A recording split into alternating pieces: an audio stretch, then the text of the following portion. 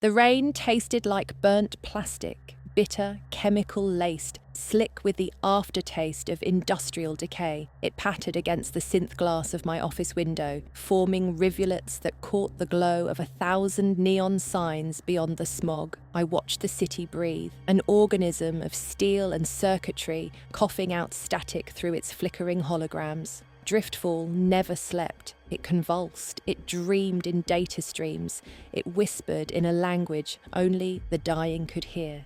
I took a long drag from a stim stick, its vapour burning the back of my throat. The nicotine substitute was laced with a low-dose neuroregulator, just enough to keep the shakes at bay. My HUD overlay flickered, glitching for the 3rd time that night. A red error message flashed in the corner of my vision. Corrupt data. Neural synchronization failed. It was getting worse. My mods were failing. 3 weeks ago, it started with ghost signals, small distortions in my retinal interface, barely noticeable. A word misplaced in a document.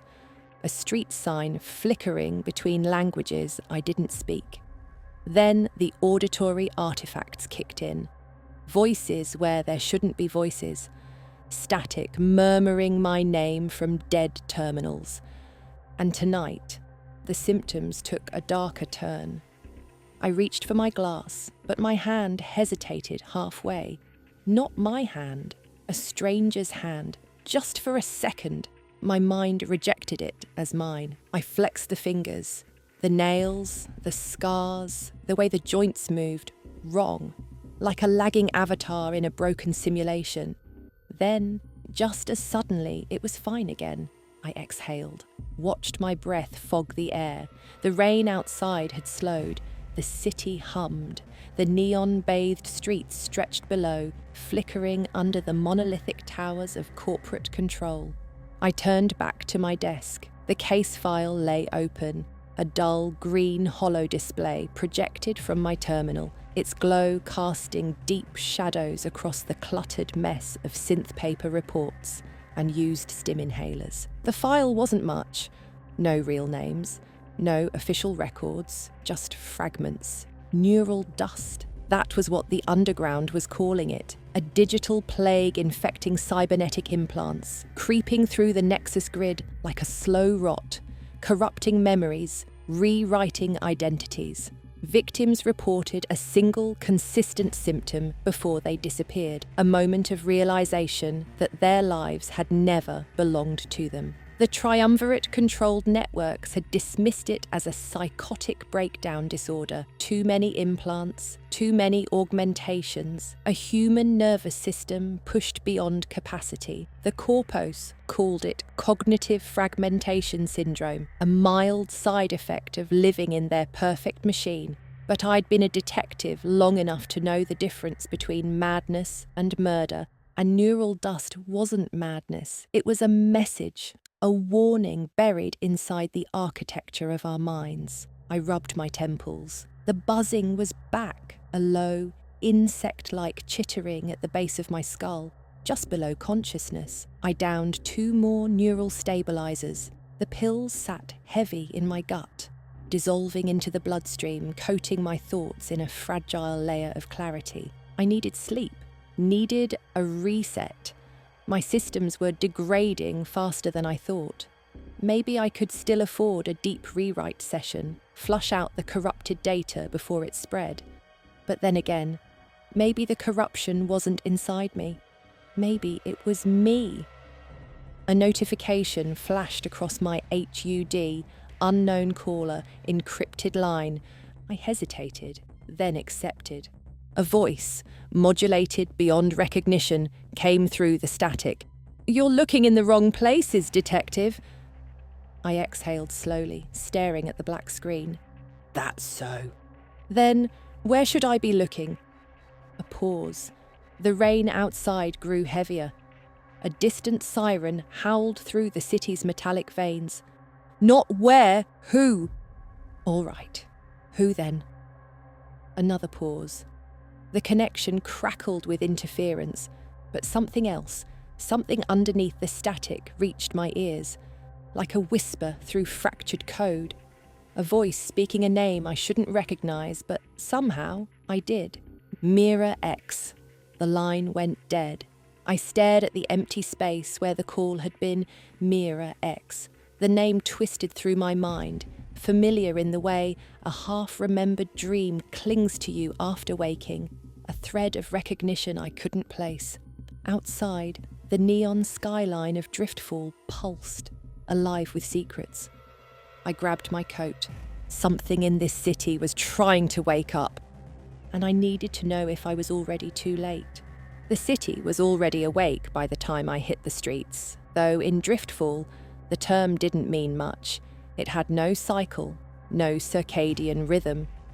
The megacorp towers glowed artificial sunlight into the sky, and below, in the slums and hab blocks, the only thing that told you time was moving was the rotating billboards on the side of Omnigen's bio-wellness clinics. I pulled my coat tighter, not because of the cold. It was never cold, just damp, sticky with the kind of humidity that carried the scent of sweat and industrial grease, but because I felt watched. The moment I stepped outside, my HUD flickered, overlaying data onto my field of vision. Advertisements hijacked my peripheral sight. Need a memory flush? Experiencing synth piscoisis. Helix retro thought therapy. Your best self. Your real self.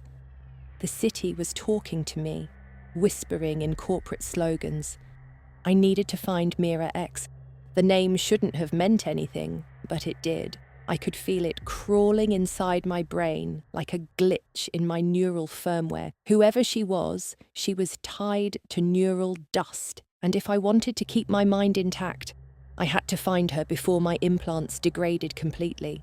I jacked into the GhostNet, bypassing the corporate encrypted Nexus grid. GhostNet was unstable, filled with rogue AIs and digital ghosts of people who had uploaded their minds before dying, but it was the only way to get real information. I bypassed a firewall, fed a fake biometric signature through a hacked cred chip, and entered a data hive known as the Womb. The Womb wasn't a place, it was an idea. A digital forum that only existed for minutes at a time before shifting its location. A whisper network, a place where information moved like contraband. The moment I got inside, I typed one word into the live feed, Mira X. A response came almost instantly, a simple, flickering sentence. You don't find her, she finds you. Then the connection severed. My HUD blinked, error messages stacking up like a bad deck of cards. I swore and yanked the uplink from my skull port, heart hammering. Something was wrong. The streets had changed. It wasn't obvious at first. The rain still drizzled, the neon still pulsed, but different. The billboards had shifted, the language subtly wrong. A storefront that I was sure sold black market biomods now had a sign advertising organic vegetables, farm fresh. There were no organic vegetables in Driftfall, not unless you were rich enough to breathe real air. I ran a system check on my implants. The diagnostics came back in red text. Memory desynchronization detected. Do you want to restore factory settings? Yes or no? Something was messing with me. Neural dust. It had to be. I moved fast, weaving through the alleyways, past cybernetic beggars and neon-clad mercs whose eyes flickered with augmented HUDs. The Warrens were no man's land, a tangle of decaying infrastructure where corporate security rarely bothered to patrol. If Mira X was real, she'd be here. I stopped in front of an abandoned neurotheatre, its entrance lit only by the smouldering remains of a malfunctioning LED board. The words were scrambled, glitching between showing now and something that looked like corrupted code. A man stood outside, hunched, fingers twitching. His eyes were blank, pupils dilated into deep black wells. Neural dust victim. He was murmuring something under his breath, rocking slightly. I approached cautiously. Who did this to you? I asked. He stopped moving, his head snapped up, and for a brief, terrible second, his face blurred. The outline of it wavered like a low-resolution image struggling to load. My breath hitched. Then he spoke, voice garbled, 1,000 overlapping versions of himself trying to talk at once. "You were never real." Then he collapsed. My hands were shaking as I crouched beside him, but his vitals were gone. His neural implant, an old Omnigen Model 7, was still active, blinking erratically. I connected my wrist terminal to it, bypassing its encryption. A data packet transferred. A name, a location. Mira X, a place deep in the forsaken ruins of old Driftfall, where the city had grown over itself, burying its past beneath concrete and steel. The sirens were already wailing by the time I backed away from the body. Corpsec had been tracking my implants. They knew I was here. I ran. As I sprinted down the alley, I heard a whisper, not through my earpiece, not through the city's endless drone, but inside my own mind. A voice, not my own, speaking in the same glitching distortion that the dead man had. "You were never real." The city stretched in all directions. A sprawling metallic tumour, too large to ever leave, too dense to ever fully know. Beneath the polished towers and their corporate-controlled gravity wells, beneath the digital billboards and neon-slicked expressways, there was something older, forgotten. Driftfall's underbelly, a layer of dead streets and abandoned constructs, the city's first iteration buried under decades of expansion. That's where Mira X was, if she was real, if she had ever been real. I took the deep line down past the corporate transit hubs, past the hab zones where the air was so thick with processed chemicals it felt like breathing liquid glass. The mag train was nearly empty.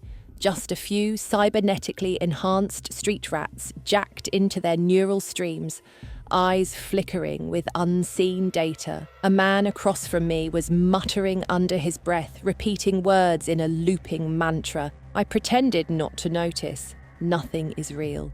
Nothing is real. Nothing is real.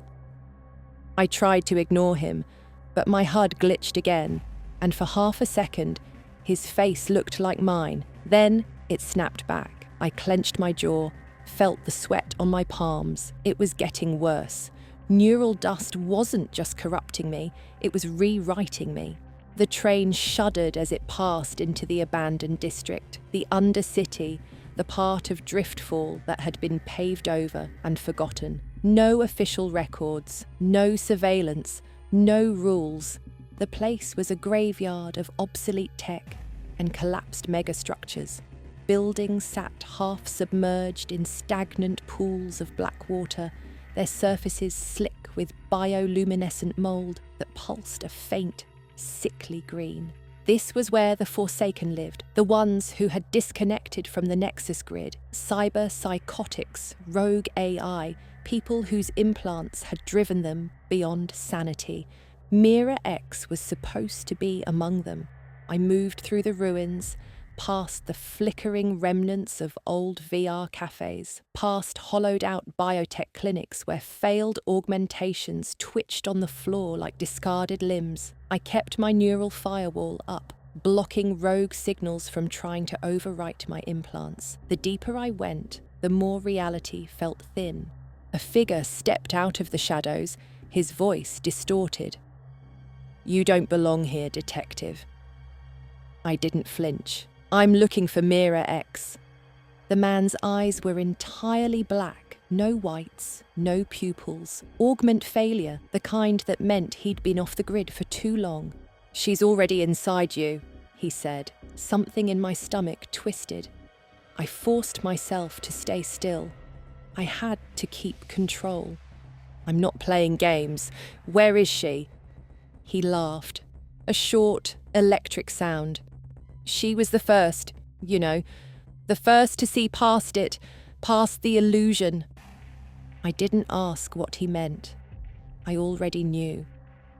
I moved past him deeper into the ruins until I found the signal, a data stream unlike anything else in the city, untraceable, almost organic. I locked onto it, followed it to an old Neuralink station, its walls covered in glitching, half-rendered graffiti. The words pulsed in and out of existence. You were never real. I stepped inside. The room was filled with shattered monitors, their screens displaying thousands of overlapping faces, some of them mine. My heart slammed against my ribs. I was breathing too fast. My HUD flickered. Red warnings, memory corruption, identity fragmentation detected. And then she spoke. Mira X.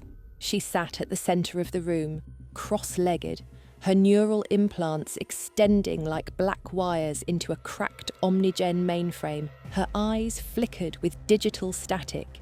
"You're late," she said. I opened my mouth, but I had no words. She tilted her head, studying me.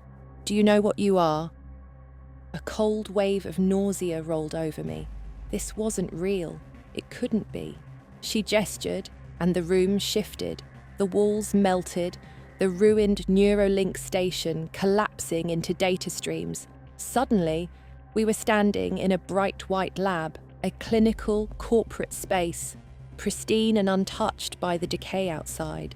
A memory, my memory, except I'd never been here before. "Your memories aren't yours," Mira said. "None of this is real. Your mind is a loop, detective. They keep sending you back, erasing you, rewriting you, over and over again." I backed away. That's not... She snapped her fingers. The city blinked out. I was in a chair, strapped down, electrodes attached to my skull. A cold, sterile voice spoke from somewhere above. "Subject 07 has reached cognitive instability threshold. Resetting sequence." A jolt of electricity surged through me. I screamed. Mira X stood over me, watching, unblinking. "You can't stop it," she whispered. And then I was back in my office. The rain dripped against the glass. My terminal hummed softly. The city stretched beyond, just as it always had. The door buzzed. A client was here. I reached for my drink. My hands were shaking. I didn't know why. I turned to the door. "Come in," I said. The city was different. Not in any way I could point to directly, not at first, but it felt wrong. A misalignment, like waking up in your own bed and feeling, with absolute certainty, that the walls had shifted by an inch while you slept. I lit a stim stick, took a drag, and watched the neon skyline pulse through my window. Driftfall exhaled in waves of static and light, a vast organism breathing synthetic air. My HUD was quiet now. No error messages, no red flashing warnings about desynchronization. It was worse that way. The silence, the absence of malfunction. Because now I was certain something had changed.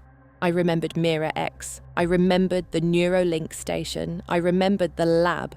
But none of it had happened. I checked my case files. No record of neural dust. No encrypted messages. No dead man with a malfunctioning Omnigen implant. I searched for Mira X in the ghost net. Nothing. She was gone, or she had never been real in the first place. I finished my stim stick, crushed the ember against the metal armrest, and left the office. My implants synced with the Nexus grid as soon as I stepped outside. The corporate towers loomed overhead, beacons of clean artificial light in a city drowning in rot. The rain came down soft and steady, burning slightly where it touched exposed skin. As I walked, the familiar streets of Driftfall unfolded around me, but they felt staged. The same people stood in the same spots. A woman at the noodle stand, wiping a counter that never got clean. A cybernetic courier adjusting his wrist-mounted terminal, scowling at a glitch that never resolved. A man on the corner muttering to himself, "Nothing is real, nothing is real, nothing is real." I stopped. He turned, and for the briefest moment, I saw my own face. Then it was gone. Just a stranger, his hollow eyes reflecting the neon haze. I kept walking. I found a bar on the edge of the Warrens, a place where corporate eyes didn't reach, where the air was thick with black market augment fumes and low-grade hallucinogens. I ordered a drink I wouldn't finish and let my implant scan the room for any trace of Mira X. Nothing, but there was someone watching me.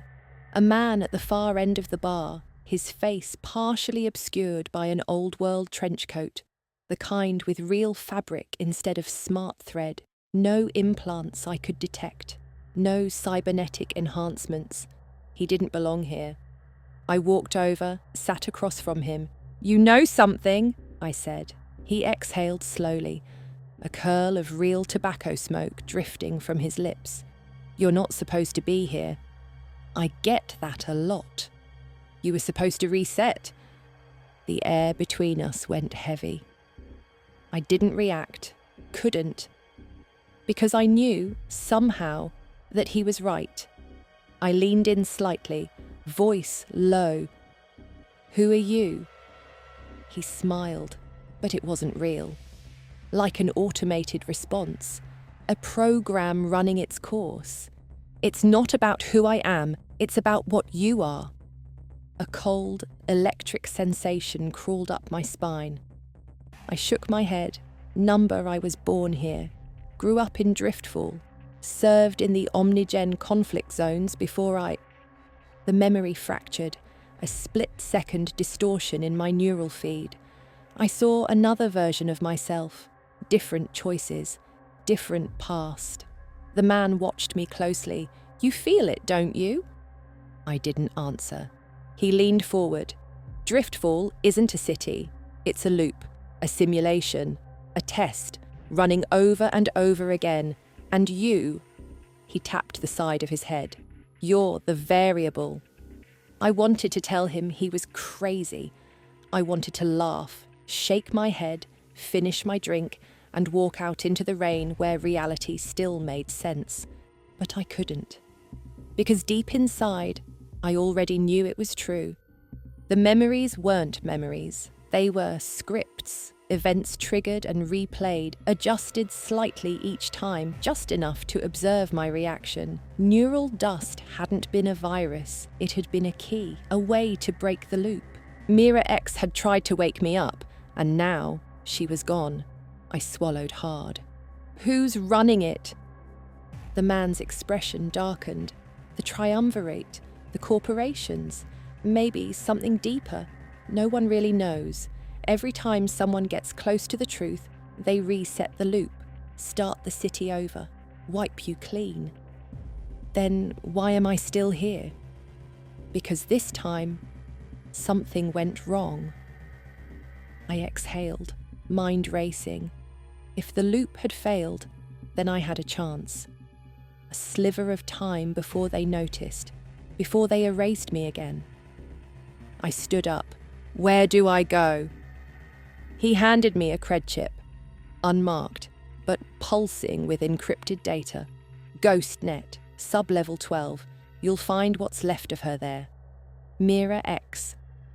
I turned to leave, but before I could take a step, my HUD glitched violently. Red warnings flooded my vision. Data corruption detected. Memory sync override. Preparing reset. Number, I ran. The bar dissolved around me. Patrons frozen in place like mannequins caught in mid-motion. The rain outside stopped mid-fall, each droplet hanging in the air like shattered glass. I felt my mind fragmenting, pieces of my identity peeling away, rewriting. I had minutes, maybe less. I had to reach her before I disappeared, and for the first time, I knew. This was my last chance. The rain dripped against the glass, slow and rhythmic. like the ticking of some unseen clock. I sat at my desk, staring at the surface, at the way the neon reflections from outside flickered against the wood, warping, twisting, reshaping themselves into something unrecognizable. My hands rested on the table. They felt like mine again, or maybe I had just stopped noticing the difference.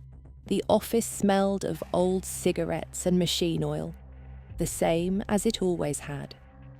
A dull hum filled the air, the sound of the city pressing against the walls, a low-frequency murmur that was more than just traffic, more than just the distant advertisements echoing through the streets. I reached for my drink, felt the cool weight of the glass, and for a moment, I let myself believe it was real. The door buzzed. I turned to look at it. Something in my gut tightened, but I didn't know why.